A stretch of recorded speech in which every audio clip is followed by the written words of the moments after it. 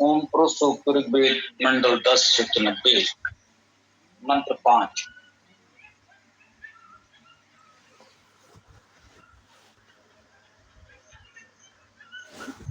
ओम तस्मात् विराट अजायत विराजो अधिपुरुषः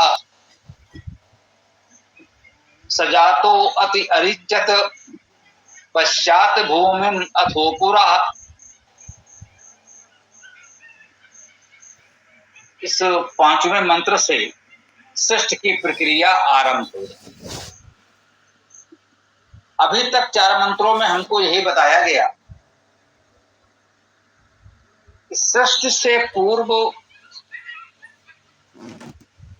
वह सर्वव्यापी परमेश्वर ही था और उसके एक अंश से संपूर्ण सृष्टि उत्पन्न होती है। इस पांचवें मंत्र से सृष्टि रचना का क्रम आरंभ हो रहा है। तस्मात् उससे अर्थात उस विराट पुरुष परमेश्वर से विराट अजायत विराट उत्पन्न हुआ। विराट में भी उपसर्ग, अब शेष रहा राट। अब इस विराट को आप कह सकते हैं विराट विशेष ध्वनि शब्द। रट धातु का अर्थ है शब्द करना, ध्वनि करना, ध्वनि होना। तो राट का अर्थ हम शब्द कर सकते हैं, ध्वनि कर सकते हैं। भी विशेष विशेष शब्द उत्पन्न हुआ। रट धातु का अर्थ बोलना, शब्द करना। ध्यान दीजिए, हम लोग अभी अपने वर्तमान खड़ी बोली में कहते हैं रटना, इसको रटो। रटो का क्या अर्थ है? बार बार बोलो, बार बार कहो। तो रट धातु का अर्थ बोलना, शब्द करना है। थोड़े से परिवर्तन के साथ इस समय हम इस रट धातु का प्रयोग कर रहे हैं। विराट में राज धातु भी मानी जाती है। राज धातु का अर्थ है प्रकाश होना, चमकना, शोभित होना। तस्मात् विराट अजायत, उससे विराट उत्पन्न हुआ। विराट का अर्थ हो गया विशेष शब्द, विशेष प्रकाश। अब ध्यान दीजिएगा, शब्द और प्रकाश यही ऊर्जा के व्यवहारिक रूप हैं जिनसे हम परिचित हैं।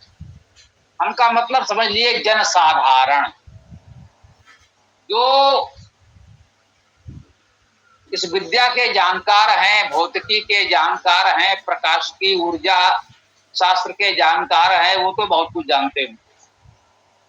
एक साधारण व्यक्ति ऊर्जा के रूप में ध्वनि और प्रकाश को जानता है या ऊर्जा के इन्हीं रूपों से परिचित है। ध्वनि और प्रकाश दैनिक जीवन में हमारे अनुभव में आते हैं। तो बताया जा रहा तस्मात् विराट अजायत, इसी विराट शब्द में ही ध्वनि और प्रकाश दोनों। उस सर्वव्यापी दिव्य चेतन सत्ता परम पुरुष परमेश्वर से सबसे पहले प्रकाश और ध्वनि उत्पन्न हुए।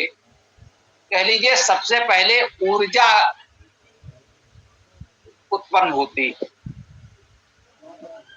वह परमेश्वर सर्वव्यापी दिव्य चेतन सत्ता है, अत्यंत सूक्ष्म है, सूक्ष्मतम है। उससे सूक्ष्म कुछ हो सकता है, उसकी कल्पना नहीं की जा सकती। यूं कहें कि हमारी कल्पना में जो सूक्ष्मतम हो सकता है उसी को हम सर्वव्यापी दिव्य चेतन सत्ता परमेश्वर के रूप में व्यक्त करते हैं। तो वो जो सर्वव्यापी दिव्य चेतना है, अत्यंत सूक्ष्म है, उससे सर्वप्रथम ऊर्जा उत्पन्न हुई, प्रकाश और शब्द उत्पन्न हुए, ध्वनि उत्पन्न हुई। तो प्रकाश और ध्वनि सबसे पहले उत्पन्न होते हैं, ऊर्जा उत्पन्न होती है। उनमें भी प्रकाश सूक्ष्म है, पहले उससे पहले प्रकाश उत्पन्न हुआ रहा है। सर्वप्रथम ज्योत स्वरूप उत्पन्न हुआ है। परमेश्वर की स्थिति में ज्योत की कल्पना भी नहीं की जा रही है। सृष्टि के आदि में हम प्रकाश की भी कल्पना नहीं कर सकते। वो दिव्य चेतन सत्ता सर्वव्यापी है, वहां क्या अंधकार क्या प्रकाश, सब एक रस है। नस्ली सूक्त में आया भी है, यहीं से उसका आरंभ भी होता है। न सत था न असत था, न प्रकाश था न अंधकार था, कुछ नहीं। फिर बाद में कहते हैं अंधकार ही अंधकार को ढके हुए था। ये स्थिति तमसा तमासी। तो अंधकार से अंधकार ढका हुआ था, प्रकाश भी नहीं। तो उस अवस्था से सर्वप्रथम प्रकाश उत्पन्न होता है, ध्वनि उत्पन्न होती है, शब्द उत्पन्न होता है, अर्थात सबसे पहले ऊर्जा उत्पन्न हो रही है। हम परमेश्वर के अलावा सृष्टि में जो कुछ जानते हैं उनमें सूक्ष्मतम रूप ऊर्जा ही है, और ऊर्जा में प्रकाश सूक्ष्मतम है। तो सबसे पहले सूक्ष्मतम ऊर्जा के रूप में प्रकाश उत्पन्न होता है।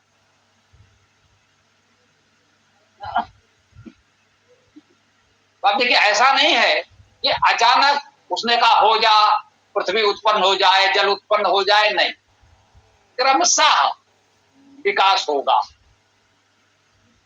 सर्वप्रथम ऊर्जा उत्पन्न हो, उच्चतम रूप ऊर्जा शब्द और प्रकाश के रूप में उत्पन्न हो, और उसी को धीरे धीरे सृष्टि के अनुरूपों में विकसित किया जाएगा। विराजो अधिपूर्षा कह रहे हैं, उस विराज अर्थात विशेष प्रकाश स्वरूप। अब ये प्रकाश उत्पन्न हुआ तो उस परमेश्वर के भीतर तो वो था ही, उसमें तो सब कुछ है, सारे गुण है, सारी शक्तियां हैं, सब कुछ है, तो उसमें सब कुछ है, परंतु अव्यक्त रूप में है, अप्रकट रूप में है, व्यक्त नहीं है। उसी को हम कहते हैं सृष्टि के पूर्व की अवस्था, जहां सृष्टि नहीं है, वो अपने मूल स्वरूप में दिव्य चेतन सत्ता के रूप में है, कुछ भी व्यक्त नहीं है, सब अव्यक्त है। तो सबसे पहले उस हिरण्यगर्भ या प्रकाश स्वरूप परमेश्वर परम पुरुष से प्रकाश उत्पन्न हुआ। तस्मात् विराट अजायत विराजो अधिपुरुषा, उस अधिपुरुष परम पुरुष से विराज अर्थात प्रकाश स्वरूप अधिपुरुष परम पुरुष परमेश्वर से पहले विराट अर्थात विशेष प्रकाश ध्वनि उत्पन्न हुआ। ये कहते हैं सजातो अति अरिच्यत, स वह जातो उत्पन्न हुआ। अब प्रकाश तो उत्पन्न हो गया, पहले सजातो वह उत्पन्न हुआ। अब ये प्रकाश ही अभी तो उत्पन्न हुआ है, कुछ और तो है नहीं, तो ये स जो कहा गया उस प्रकाश के लिए ही कहा जाएगा। या जातो का अर्थ यदि उत्पन्न करने वाला माने, वेद में इतनी सुविधा है, कृपया व्याकरण के सूत्रों को लेकर बहुत शास्त्रार्थ न करें। सजाता वह उत्पन्न हुआ, या वह उत्पन्न करने वाला, इतना व्यत्यय वेद में माना जाता। तो जब वो कहेंगे वह उत्पन्न करने वाला, तो वो परमेश्वर के लिए हो गया सा, और यदि कहें वह उत्पन्न हुआ तो सा ये उस प्रकाश के लिए हो गया जो अभी अभी उत्पन्न हुआ है, उससे पहले तो कुछ उत्पन्न है नहीं। तो सजातो अति अरिच्यत, अति अत्यधिक अरिच्यत। अब इसमें रिच धातु होनी चाहिए, ठीक है ना। ये सबसे पहले जो अरिच्यत में आ दिख रहा है, ये तो क्रिया उपसर्ग है, अपठक अलिखत जैसे जो रूप हम लोग पढ़ते हैं, तो ये है अरिच्यत। आ तो क्रिया उपसर्ग है, क्रियाओं में लगने वाला उपसर्ग है। रिच धातु है, रिच धातु का अर्थ है एकत्र करना और अलग करना, दोनों है।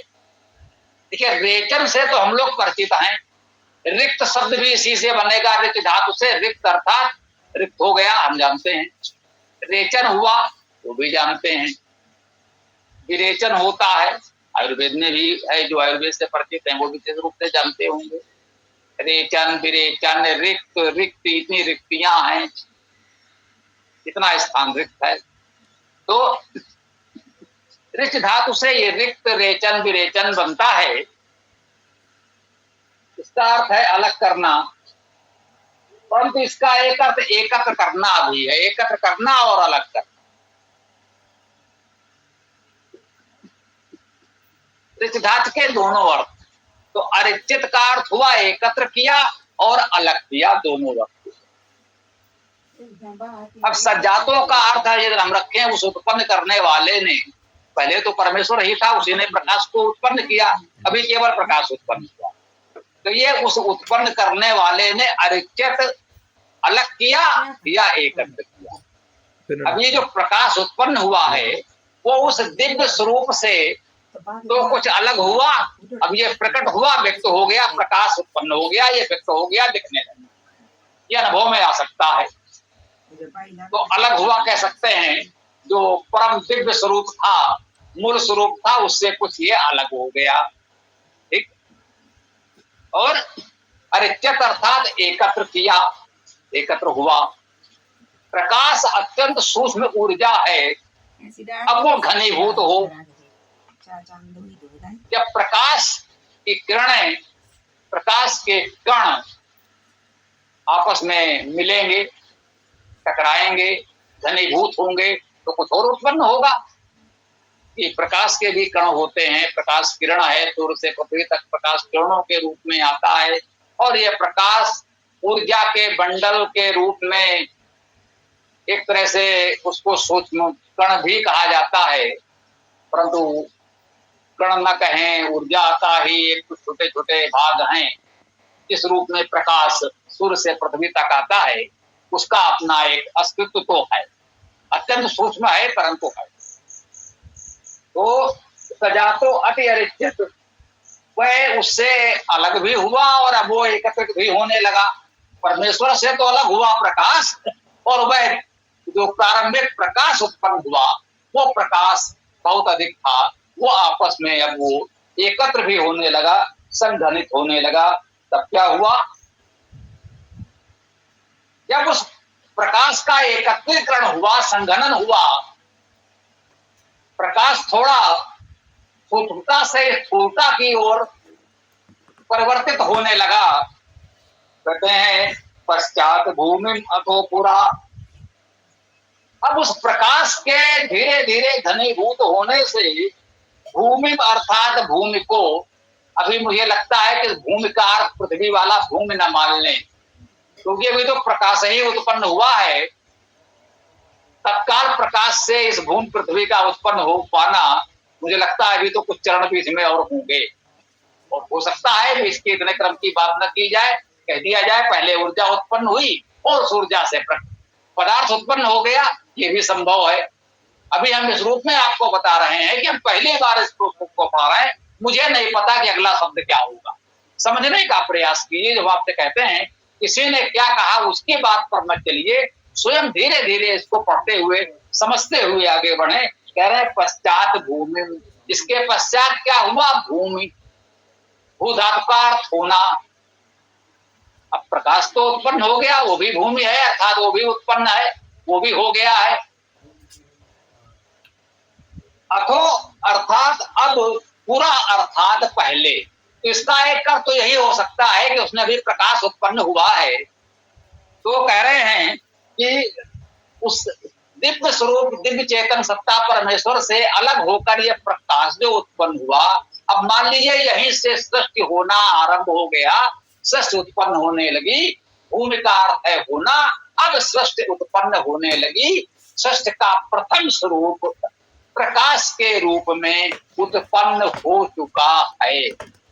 आज के मंत्र ने हमको इतनी जानकारी दी, पिछले 4 मंत्रों में बताया गया कि सृष्टि से पूर्व एकमात्र सर्वव्यापी दिव्य चेतन सत्ता परमेश्वर ही था, उसके एक अंश से सृष्टि उत्पन्न होती है।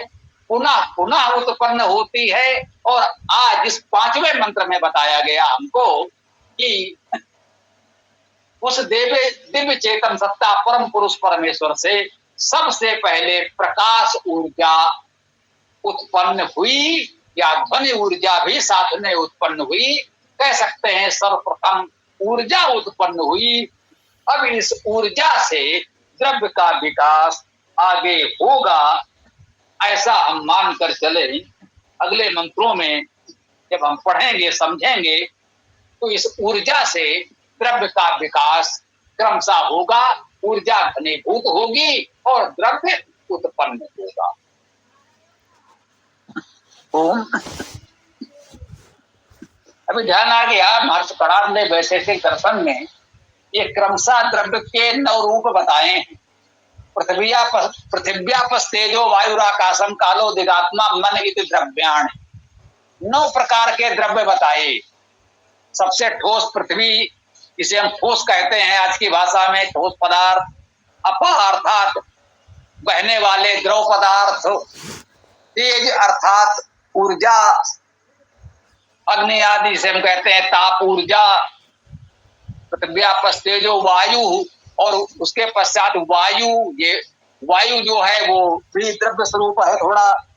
आकाश, उस आकाश में ही ऊर्जाओं का संचरण है। पृथिव्यापस तेजो वायु आकाशम। उसके पश्चात का है काल, दिक्, आत्मा और मन। काल भी उत्पन्न होगा। काल भी एक सृष्टि है, ये भी एक द्रव्य है, कहा गया है। 9 द्रव्यों में काल भी नहीं गिना है। काल भी और दिक् अर्थात दिशा या स्थान भी। काल, दिक्, आत्मा और मन, ये सभी द्रव्य माने गए हैं। और धीरे धीरे अब इन सब का विकास होगा। अगले मंत्रों में हम देखेंगे किस क्रम से कैसे। आज तो प्रकाश उत्पन्न हुआ है 5वें मंत्र में, अगले मंत्रों में कैसे कैसे हमें अन्य इन सभी का पृथिव्यापस तेजो वायुराकाशम कालो दिगात्मा मन इति द्रव्याण, इन 9 द्रव्यों का विकास क्रमशः इसमें मिलना चाहिए। ठीक है। तो ये 9 द्रव्य वेद के बहुत पश्चात लिखे गए वैशेषिक दर्शन में कणाद ने दिए हैं। तो ऐसा नहीं है कि पूरे के पूरे क्यों तो वेद में मिल जाने चाहिए। वेद में इसी बात को प्रारंभिक स्वरूप में कहा गया होगा, तब इस कणाद ने इसी बात को अपने शब्दों में थोड़ा और व्यवस्थित स्पष्ट करते हुए लिखा होगा। हाँ, वही बात है, विवाद की स्थिति आएगी, कहीं भ्रम होगा तो जो वेद में है उसको प्रमाण माना जाएगा। हाँ, वेद को समझने के लिए जिस कणाद के वैशेषिक दर्शन से हमें सहायता मिलती है तो वह सहायता लेनी चाहिए। यदि कोई प्रश्न कर दे कि भाई दोनों में अंतर है, तो हम वेद को प्रमाण मानेंगे। ये बात बिल्कुल ठीक है। तो अब यहाँ हम अपनी बात को विराम देते हैं। आप लोग अपना प्रश्न विचार आदि रख सकते हैं। आज प्रारंभ में मेरे मन में एक बात